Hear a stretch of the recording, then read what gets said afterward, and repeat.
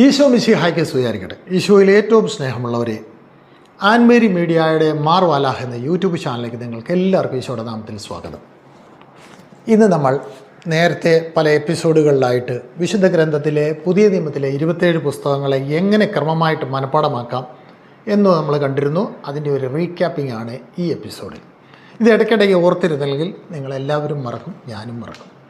അതുകൊണ്ട് നമുക്കിത് ഓർത്തിരുന്ന് 27 പുസ്തകങ്ങളുടെ പേരുകൾ ക്രമമായിട്ട് ഓർത്തിരിക്കാം.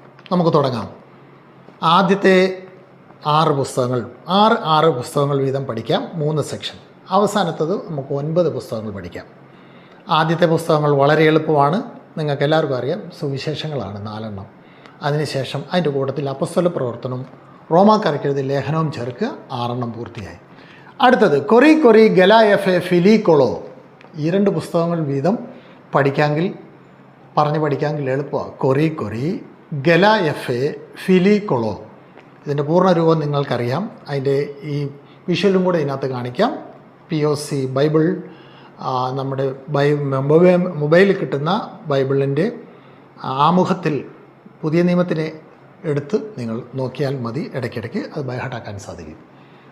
അപ്പോൾ രണ്ടാമത്തെ സെക്ഷൻ കഴിഞ്ഞു. ഇനി മൂന്നാമത്തെ section തെസേ Timo തീത്തോ file. തെസേ Timo തീത്തോ file. Okay, മൂന്നാമത്തെ സെക്ഷൻ കഴിഞ്ഞ് ഇനി ഏറ്റവും പ്രധാനപ്പെട്ട 9 ഗ്രന്ഥങ്ങളുടെ പേരുകളാണ് അവസാനമുള്ളത്.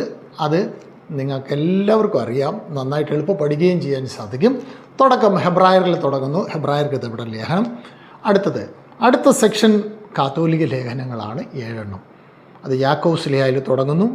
1 Peter, 2 Peter, 1 John, 2 John, 3 John, യൂദാസ് എഴുതിയ ലേഖനം, ദെൻ വെളിപാട്.